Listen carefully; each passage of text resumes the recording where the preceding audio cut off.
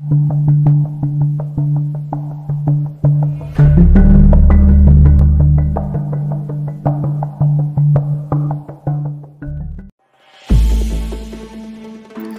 हाल काफ़ी नाजुक थी। जीप बस्ती निज़ामुद्दीन में दाखिल हुई तो मैं ड्राइवर को गलत राह पर डालने के ख्याल से एक होटल के सामने उतर गया। इसे यह तासुर दिया कि मैं इसी होटल में मुकीम। जीप निगाहों से ओझल हुई तो मैंने एक रिक्शा लिया और इसे दरगाहे हज़रत निज़ामुद्दीन की तरफ चलने के लिए कहा। इस वक्त सबसे बड़ा मसला मेरा कांग्रेसी लिबास था, जिससे जल्द से जल्द निजात हासिल करने की ज़रूरत थी। पैसे मेरे पास थे। रिक्शा एक शॉपिंग सेंटर के करीब से गुजरा तो मैं वहाँ उतर गया। बहुत बड़ा शॉपिंग सेंटर था जिसमें हर किस्म की दुकानें और स्टोर मौजूद थे। एक स्टोर रेडीमेड कपड़ों से भरा हुआ था। मैं शीशे की एक अलमारी में लटका हुआ समर सूट देख रहा था कि मुझे महसूस हुआ एक शख्स काउंटर के पास खड़ा मुझे घूर रहा है। ऐसी हालत में मेरा यहाँ कांग्रेसी लिबास उतार कर समर सूट पहनकर निकलना मशकूक बना सकता था।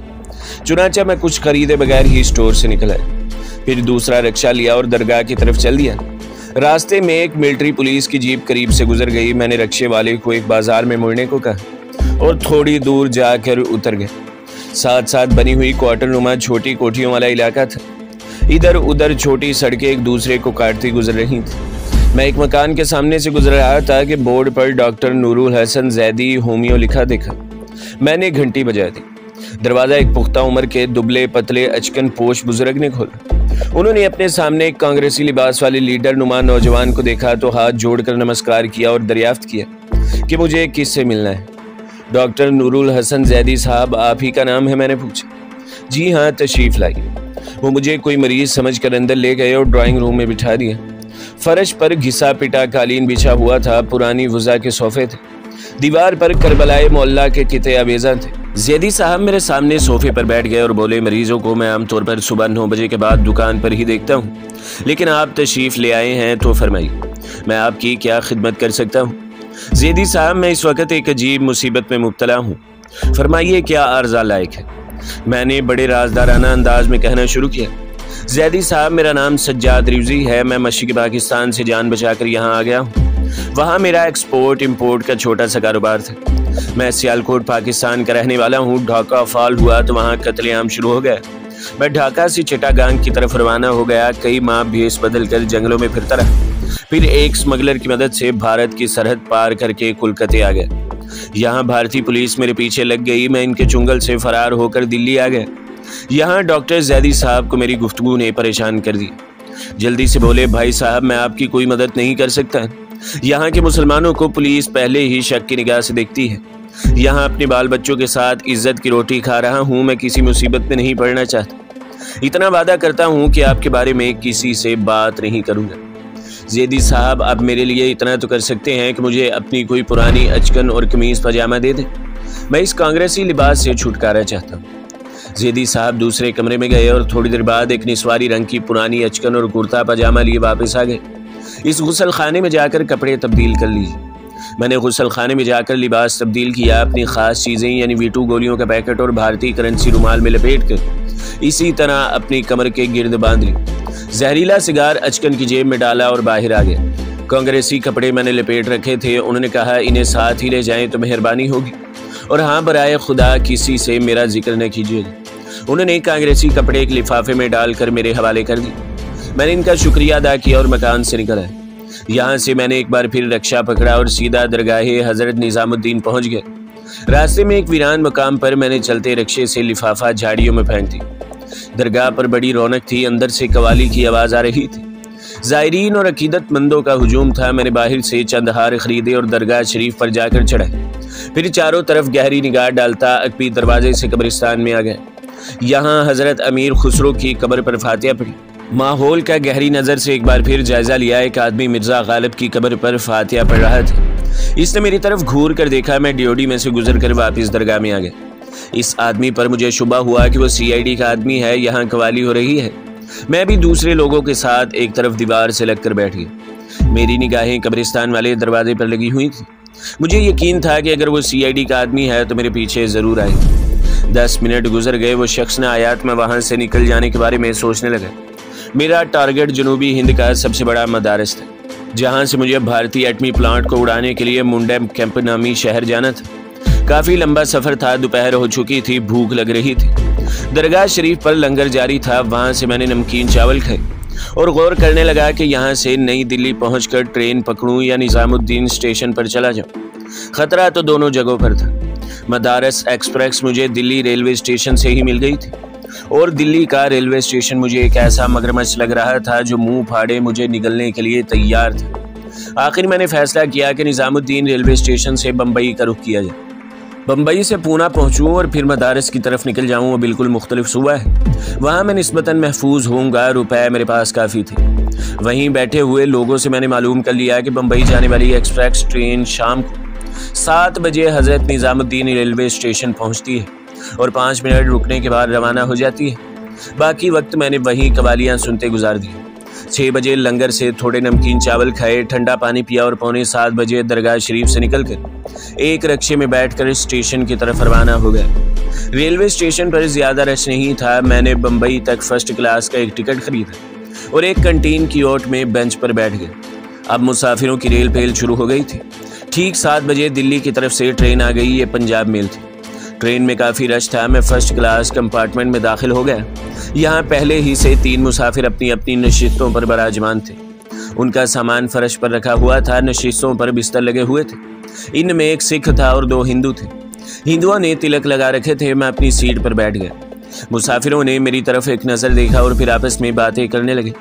मैंने अपनी तसल्ली के लिए खिड़की से बाहर देखा तो मेरा दिल धक से रह गया।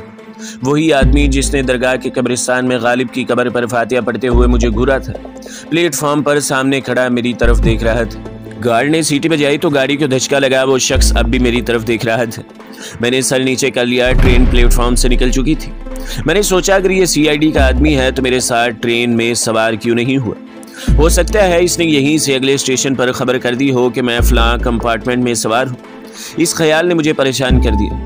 सिख मुसाफिर मुझसे पूछ रहा था कि मैं कहाँ जा रहा हूँ। मैंने इससे कोई जवाब न दिया और वो फिर बोला, भाई साहब मैं पूछ रहा हूँ कि कहाँ जाओगे। भोपाल मेरे मुंह से निकल गया। ट्रेन ने स्टेशन से निकलते ही रफ्तार पकड़ ली थी। फरीदाबाद का स्टेशन आया और गुजर गया। ट्रेन अपनी अगली मंजिल की तरफ उड़ी जा रही थी। आगे सथुरा शहर था। शाम का झटपटा रात के अंधेरे में घुल मिल गया था कि पंजाब मेल मथुरा के रेलवे स्टेशन में दाखिल हुई। मैंने खिड़की से सर निकाल कर देखा तो प्लेटफॉर्म की रोशनियों में मिलिट्री पुलिस के ऊंचे तुर्रों वाले सिपाही नजर आए। मैं डब्बे के उस दरवाजे में खड़ा हो गया जो रेलवे लाइन की तरफ खुलता था। ट्रेन अभी रुकी नहीं थी कि मैं नीचे उतर गया। डब्बे आगे गुजरते चले गए। 3rd क्लास वाले डब्बे ट्रेन की सबसे पिछली बोगी में थे। मैंने अंधेरे का फ़ायदा उठाते हुए अचकन की जेब से जहरीला सिगार और टिकट निकाल कर कुर्ते की जेब में डाला और अचकन दूसरी तरफ रेलवे लाइनों में फेंक दी। जो ही 3rd क्लास का डब्बा मेरे करीब से गुजरा, मैं इसके दरवाजे से लटक गया। ट्रेन कुछ आगे जाकर रुकी। 3rd क्लास के डब्बे में बहुत रश था। मैं एक मुसाफिर के सामान की आड़ लेकर बैठ गया। कई मुसाफिर अंदर घुस रहे थे, सामान खिड़कियों से अंदर फेंक रहे थे। मैंने देखा कि दरवाजे के आगे लोगों का सामान पड़ा था, जिसकी वजह से वो बंद था। खिड़की से अभी तक कोई मिलिट्री पुलिस वाला अंदर झांकता नजर नहीं आया था। खुदा खुदा करके इंजन ने विसल दी और ट्रेन आगे को खिसकी। मैंने खुदा का शुक्र अदा किया। पंजाब मेल फराटे भरती रात की तारीकी को चीरती आगरा की तरफ दौड़ी चली जा रही थी। 1.5 घंटे बाद राजा की मंडी स्टेशन गुजर गया। अगला स्टेशन आगरा कैंट था। ट्रेन रुक गई। मुसाफिरों का यहाँ भी रश था। एक मुसाफिर खिड़की में से कूद कर अंदर आया और बोला, अरे यहाँ आज पुलिस क्यों आई हुई है? कोई डाकू पकड़े गए हैं क्या? मैंने अपना आप मजीद नीचे कर लिया। मेरे पास एक बड़े मियाँ कांधे पर रुमाल डाले बैठे थे। मैंने इनसे कहा, मेरे सर में दर्द हो रहा है, क्या आपका रुमाल थोड़ी देर के लिए अपने सर से बांध सकता हूँ? सर को हवा बहुत लग रही है। उन्होंने फौरन मुझे अपना फूलदार रुमाल दे दी। मैंने इसे अपने सर पर इस तरह बांध लिया कि मेरी शक्ल दूर से नहीं पहचानी जा सकती थी।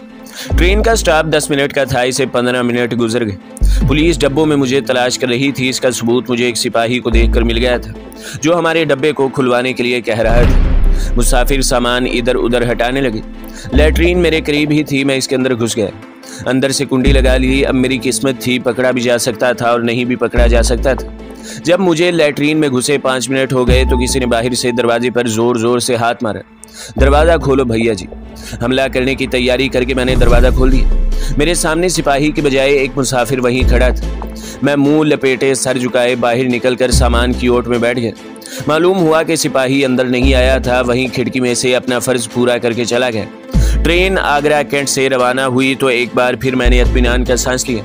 क्योंकि अब तवक्का नहीं थी कि किसी अगले स्टेशन पर पुलिस मुझे तलाश करने आएगी। अगला बड़ा स्टेशन ग्वालियर था। रात 1 बजे तक ट्रेन छोटे छोटे रेलवे स्टेशन पीछे छोड़ती अपने सफ़र पर रवां दवा रही। 1 बजे ग्वालियर आ गया। प्लेटफॉर्म पर काफ़ी रश था। कुछ मुसाफिर उतर गए, कुछ डब्बे में सवार हो गए। मैंने खिड़की से प्लेटफॉर्म पर निगाह डाली। कहीं मिलिट्री पुलिस का कोई सिपाही दिखाई न दिया। ग्वालियर से ट्रेन चली तो इसने रुकने का नाम ही न लिया। कई छोटे स्टेशन गुजरते चले गए। फूट फटने वाली थी कि पंजाब मेल झांसी के रेलवे स्टेशन में दाखिल होगी। मैं ट्रेन से बाहर आने का खतरा मोल नहीं लेना चाहता था।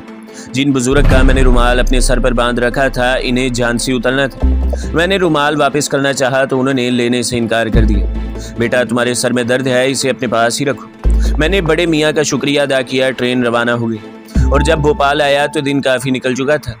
यहाँ मैंने दूसरे मुसाफिरों के साथ आब खुरे में चाय पी और बंद मक्खन खाए। फिर दिन भर ट्रेन चलती रही। सारे रास्ते मुझे किसी ने न जगाए। जलगांव के बाद नंदगांव भी गुजर गया। आधी रात के बाद स्टेशन नासिक रोड आए। यहाँ मैंने प्लेटफॉर्म पर निकलकर थोड़ा बहुत खाया। देओलाली पहुँचते तो सुबह काजब की झलकियाँ नमदार होना शुरू हो गई। अगतपुरी के स्टेशन पर बिजली का इंजन लगा दिया गया, क्योंकि दिल्ली से यहाँ तक स्टीम इंजन हमें लाया था। यहाँ से बम्बई का रंग रूप नजर आना शुरू हो गया था और ट्रेन की रफ्तार काफ़ी तेज़ हो गई थी। कल्याण का रेलवे स्टेशन आया तो बम्बई शुरू हो गया। कल्याण के बाद पंजाब मेल दादू के लोकल स्टेशन पर रुकी और फिर शोर मचाती धड़धड़ाती हुई बम्बई सेंट्रल के अजीमुशान रेलवे स्टेशन में दाखिल हो गई। प्लेटफॉर्म पर उतरने की बजाय मैं दूसरी तरफ रेलवे लाइन पर उतर गया और यार्ड की दूसरी पटरियों से गुजरता हुआ दूसरे प्लेटफॉर्म पर चढ़ गया। प्लेटफॉर्म की घड़ी दिन के 8 बजा रही थी। आसमान बादलों से ढका हुआ था और लगता था कि बूंदाबांदी हो चुकी है। मैं एक जगह दूसरे मुसाफिरों के साथ बेंच के किनारे पर बैठकर माहौल का जायजा लेने लगा। यहाँ मिलिट्री पुलिस का कोई आदमी मौजूद नहीं था। मैंने स्टॉल पर चाय पी और बुक स्टॉल से टाइम टेबल खरीदा। अंग्रेजी अखबार पर निगाह डाली। वहाँ ना तो कहीं मेरी खबर थी और ना ही कोई तस्वीर छपी हुई थी। मैं दूसरे मुसाफिरों के रेले में शामिल होकर सीढ़ियों वाले पुल की तरफ बढ़ा। पुल उबूर करके बड़े प्लेटफॉर्म पर आया और दूसरे मुसाफिरों के साथ स्टेशन से बाहर आ गया। मुख्तलिफ किस्म के लोगों ने मुझे घेर लिया। इनमें कोई होटल वाला था, कोई टैक्सी वाला और कोई विक्टोरिया यानी बग्गी वाला था। मैं एक मुसलमान लड़के के साथ विक्टोरिया में बैठकर भिंडी बाजार के बगदादी होटल में आ गया। मामूली किस्म का कमरा था। एक बेड और पुरानी सिंगार मेज कोने में रखी थी। चाय मंगवा ली और फिर टाइम टेबल खोल कर बम्बई से मदारस जाने वाली ट्रेनों का जायजा लेने लगा। एक ही ट्रेन मेरे लिए मौजूद थी जो रात के 10 बजे बम्बई से रवाना होकर अगली रात के पिछले पहर मदारस पहुंचती थी। बहुत तवील सफ़र था। मेरे पास भारतीय करेंसी में सिर्फ 1000 रुपये रह गए थे। फर्स्ट क्लास में सफ़र करना वैसे ही मेरे लिए ख़तरनाक था। थर्ड क्लास में आदमी दूसरे मुसाफिरों में गुम हो जाता है। दोपहर के खाने के बाद मैं सो गया। शाम को आँख खुली तो भिंडी बाजार में आकर पहला काम यह किया कि नए कपड़े ख़रीदे। फिर स्टेशन पहुँच गए।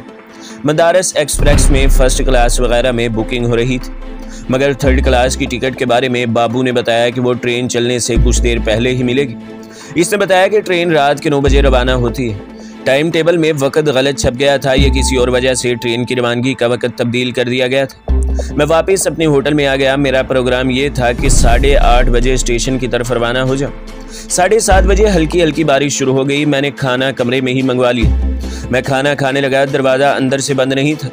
अभी मैंने खाना ख़त्म ही किया था कि दरवाज़ा आहिस्ता से खुला और एक शख्स अंदर आ गया और बोला, अस्सलाम वालेकुम। कुदरती तौर पर मेरे मुंह से वालेकुम सलाम निकल गया। अब जो इसकी सूरत देखी तो दिल धक से रह गया। मैं इसे पहचानने में गलती नहीं कर सकता था।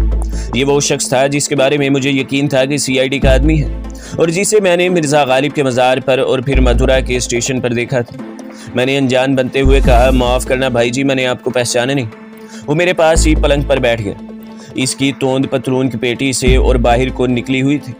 एक तंजिया मुस्कुराहट के साथ बोला, चंडीगढ़ के कांग्रेसी लीडर राम प्रकाश से मुसलमान बनने में आपको कोई ज़्यादा देर नहीं लगी। बात साफ हो गई थी। वो दिल्ली से मेरे पीछे लगा हुआ था। कोई लगी लिपटी रखे बगैर इसने अपना ID कार्ड निकाल कर मुझे दिखाते हुए कहा, मेरा नाम केवल कृष्ण है। मैं दिल्ली CID का इंस्पेक्टर हूँ और आपको अपने साथ ले जाने आया हूँ। भागने की कोशिश फजूल होगी क्योंकि बाहर पुलिस मौजूद है। मेरे पास वक़्त इतना नहीं था कि मैं मुकद्दस नक्श को आजमाता। इसने मुझे बाजू से पकड़कर जैसे ही उठाने की कोशिश की, मैंने मुस्कुराते हुए कहा, महाशय जी, अब जबकि बात ख़त्म हो गई है, मैं आपके कब्ज़े में हूँ। मुझे इतनी इजाज़त तो दे दें कि तंबाकू के 2 कश ही लगा लूँ। ये कहते हुए दूसरे हाथ जहरीले सिगार जेब से निकाल चुका था। इस बदबख्त ने कमाल कर दिखाया। झपट कर सिगार मेरे हाथ से छीन ली। मैं इसकी तरफ देखता ही रह गया। वो सिगार की तरफ देखता हुआ बोला, ये तुम बुझा हुआ सिगार क्यों पीते हो? जहरीला सिगार मैं कई बार बुझा चुका था। मैंने कहा बुझे हुए सिगार में ज्यादा नशा होता है। इस गधे ने देखते देखते सारा सिगार फर्श पर फेंक कर अपने पाँव से मसल दिया और अफसोस कि मैं अपने इंतहाई कीमती सिगार को न बचा सका। ये काम पलक झपकते में हो गया और जो कुछ मैंने किया वो भी पलक झपकते में किया। इसके जबड़े के लिए मेरी एक ही फ्लाइंग किक मोहलक साबित हुई। वो पलट कर गिर पड़ा। इसकी खोपड़ी का पिछला हिस्सा सिंगार में इसके किनारे से टकराया और मैं उछलकर दोनों पैरों से इसके हलकों पर गिरा के इसकी गर्दन ढलक गई और खोपड़ी के पिछले हिस्से से खून उबल उबल कर बहने लगा था। मैंने अपने कीमती सिगार को आखिरी बार देखा, वो रेजा रेजा हो चुका था और मेरे लिए बिल्कुल बेकार था। ये बहुत बड़ा नुकसान था, लेकिन अब मुझे वहाँ से हर हालत में भागना था। मैं होटल की सीढ़ी चढ़कर छत पर पहुँच गया। मैंने मुंडेर की ओर से नीचे देखा। वाकई नीचे पुलिस की एक जीप खड़ी थी। एक थानेदार जीप के करीब बेचैनी से टहल रहा था। इसका पिस्तौल बेल्ट में लगा हुआ था। छत से एक सीवरेज पाइप दूसरी बिल्डिंग तक जाता था। मैं इस पाइप के सहारे दूसरी इमारत की छत पर उतर गया। ये एक 2 मंजिला इमारत थी। अंधेरा बढ़ रहा था। बिल्डिंग के फ्लैटों में रोशनियां हो रही थी, लेकिन जहां मैं था वहां रोशनी नहीं थी। मैंने दूसरी तरफ से नीचे झांका। नीचे गली तो थी, मगर बिजली की तार भी फैले हुए थे। गली में छलांग लगाना मौत को गले लगाने के मुतरादिफ था। हल्की फुल्की फुहार पड़ने लगी थी। 15 फीट चौड़ी थी गली। इसे फलांग लगा कर भी पार नहीं कर सकता था। जुनूब की तरफ नीचे दूसरे मकान की छत ढलानी थी। इस छत से जहां मैं मौजूद था, ढलानी छत को कोई 12-13 फीट नीचे होगी। मैंने पाँव दूसरी तरफ लटका दिए और फिर हाथ छोड़कर ढलान पर छलांग लगा दी और गिरते ही नीचे खिसकने लगा और खुद को छिपकली की तरह छत से चिमटा लिया। दफातन नीचे से किसी ने आवाज दी, अरे धनिया देख तो ऊपर क्या गिरा है। मैं आहिस्ता आहिस्ता केकड़े की तरह रेंग कर छत के दूसरे किनारे पर पहुंच गया। यहाँ नीचे दूसरी मंजिल का बरामदा था। बरामदे में एक कुर्सी खाली पड़ी थी। फ्लैट गरीबाना थे। अंदर से किसी बच्चे के रोने और माँ के झिड़कने की आवाजें आ रही थी। मैं बरामदे में कूद गया। आवाज सुनकर अंदर से एक मराठी औरत साड़ी संभालती हुई निकली। हुई माँ ठग, वो चीख पड़ी। सीढ़ियों का दरवाजा मेरे सामने था। मैं जितनी तेजी से सीढ़ियां उतर सकता था उतर कर नीचे गली में पहुंच गए। सामने ईरानी होटल में लोग खाना खा रहे थे। रिकॉर्डिंग हो रही थी। गली हल्की फुल्की फुहार में भीग रही थी। किसी ने भी मेरी तरफ नहीं देखा। इस जीने से फ्लैटों के लोग उतरते चढ़ते फिर रहे थे। चंद कदम तेज तेज उठाने के बाद मैं लपक कर गली की दूसरी सिमत हो लिया। ये गली भी आगे इसी बाजार में निकल आई, जहां पुलिस की गाड़ी बगदादी होटल के बाहर खड़ी थी। मैंने दूर से देखा कि होटल के बाहर जलते बल्ब की रोशनी में पुलिस की गाड़ी में सिर्फ एक ड्राइवर ही बैठा था। इसका मतलब था कि बाकी सिपाही इंस्पेक्टर की क़यादत में ऊपर जा चुके हैं। मैं उल्टे पाँव भिंडी बाजार से मोहम्मद अली रोड की तरफ चलने लगा। यहाँ बाजार में ट्रैफिक का रश था। मैरीन डाइवो वगैरह का इलाका होता तो पुलिस की जीप मेरा पीछा करके मुझे पकड़ सकती थी, लेकिन यहाँ जीप इतनी भी तेज़ी से मेरे पीछे नहीं आ सकती थी जितनी तेज़ी से मैं चला जा रहा था। मोहम्मद अली रोड अभी बहुत दूर था कि करीब ही बस स्टॉप पर एक बस आकर रुकी, जिसकी पेशानी पर लिमिंगटन रोड लिखा था। जो असाब बम्बई में रह चुके थे उन्हें मालूम होगा बम्बई सेंट्रल का रेलवे स्टेशन लिमिंगटन रोड पर वाक़ है। मैं लपक कर बस में सवार हो गया। बस अपनी मामूल की रफ्तार से चल रही थी। भिंडी बाजार के इलाके से निकलकर मैं एक बस स्टॉप पर उतर गया। यहाँ से टैक्सी पकड़ी और ड्राइवर से कहा कल्याण चलो। ड्राइवर ने घूमकर मेरी तरफ देखा। कल्याण बहुत दूर है बाबू, अपन इधर को नहीं जाएगा। मैंने जेब से चंद नोट निकालकर इसकी तरफ बढ़ा दिए। इसने मुस्कुराकर नोट जेब में ठोंसे और टैक्सी स्टार्ट कर दी। कल्याण बम्बई से 60 मील दूर है। मेरा प्रोग्राम था कि बम्बई सेंट्रल से चली हुई मदारस एक्सप्रेस को मैं कल्याण स्टेशन पर जाकर पकड़ूंगा। मैं बम्बई सेंट्रल और दावर रेलवे स्टेशन से बचना चाहता था। मैंने ड्राइवर से वक्त पूछा। रात के 8:30 बज रहे थे। निसफ घंटे बाद सेंट्रल स्टेशन से मदारस एक्सप्रेस रवाना होने वाली थी। इसे दावर ठहरना था जो बम्बई से 9 मील दूर था और इसके तकरीबन 1 घंटे बाद कल्याण पहुंचना था। मैंने ड्राइवर से कहा कि टैक्सी तेज चलाए। मुझे कल्याण रेलवे स्टेशन पर एक आदमी को मदारस एक्सप्रेस पर अलविदा कहना है। मेरे पास 1.5 घंटा था। टैक्सी को 60 मील का फासला 1 नहीं तो 1.5 घंटे में तय कर लेना चाहिए, जबकि सड़क पर रश भी नहीं था। ड्राइवर ने शहर से निकलते ही टैक्सी बम्बई से पूना जाने वाले हाईवे पर डाल दी। हल्की हल्की बारिश हो रही थी। ड्राइवर गाड़ी ज्यादा तेज नहीं चला रहा था। मैंने 2-1 बार इसे तेज चलाने को कहा तो बोला बाबू सड़क पर फिसलन है, गाड़ी उलट जाएगी। कमबख्त बारिश को भी आज रात ही बरसना था। खंभों की रोशनियां पीछे चली जा रही थी। टैक्सी वीरान सड़क पर खेतों के दरमियान से गुजर रही थी। टैक्सी ड्राइवर एक फाटक से गुजरा तो बोला बाबू अभी मदारस मेल नहीं चला, हम इसको कल्याण पर पकड़ लेगा। अभी ये जुमला इसके मुंह में ही था कि एक धमाका हुआ। मैं पिछली सीट पर ऊपर को उछला। ड्राइवर ने एकदम से ब्रेक लगा दी, गाड़ी ने चक्कर खाए और सड़क से उतरकर कच्चे में उतर गई। मारा गया बाबू, साला टायर ब्रेस्ट हो गया। मैंने अपना सर थाम लिया। तुम्हारे पास स्टेपनी है? मैंने बेइख्तियार पूछा। स्टेपनी के बगैर हम कभी नहीं चला बाबू, यह कहकर ड्राइवर गाड़ी से बाहर आ गया। इसने मुझे भी बाहर आने को कहा, फिर डिग्गी से फालतू टायर और जैक निकाला और अपना काम शुरू कर दिया। बारिश की फुहार इस तरह पड़ रही थी, मैं दरख्त के नीचे जाकर अंधेरे में बैठ गया। ड्राइवर गुजरात का ठियावार, दुबला पतला मगर बड़ा तेजो तवार नौजवान था। टायर बदलने में पौन घंटा लग गया। रात के 9:15 बज रहे थे। मदारस एक्सप्रेस बम्बई सेंट्रल से चल पड़ी थी और दावर पहुंचने वाली थी, जबकि हम दावर से कोई 15 मील आगे ही पहुंच चुके थे। मैं तुम्हें 100 रुपए इनाम दूंगा, गाड़ी जितनी तेज चला सकते हो चलाओ, मैंने कहा। बाबू तुम फिक्र क्यों करता है, फोकट में। अरे बाबा हम तुमको मदारस एक्सप्रेस पकड़ कर दिखा देगा। ये कहकर इसने इंजन स्टार्ट कर दिया। इसने वाकई कमाल कर दिया। अब इतनी तेज गाड़ी चलाई, मुझे खौफ महसूस होने लगा कि कहीं गीली सड़क पर गाड़ी उलट ही ना जाए। वो 70 मील से ज्यादा रफ्तार से गाड़ी चला रहा था। रास्ते में छोटे छोटे कई कस्बे आए, यहाँ वो गाड़ी की रफ्तार हल्की कर देता। कस्बे से निकलते ही फिर स्पीड पकड़ लेता। दूर से कल्याण रेलवे स्टेशन की बत्तियां नजर आईं तो ड्राइवर ने खुश होकर कहा, आ गया कल्याण सर। मैंने सर घुमाकर पीछे देखा तो दूर मदारस एक्सप्रेस के इंजन की रोशनी भी नजर आना शुरू हो गई थी। तो दोस्तों अगली केस देखने के लिए हमारे चैनल को सब्सक्राइब करें, वीडियो को लाइक करें और बेल के आइकॉन को भी दबा दें ताकि हर जो आने वाली वीडियो है वो आपको सबसे पहले मिलती रहे।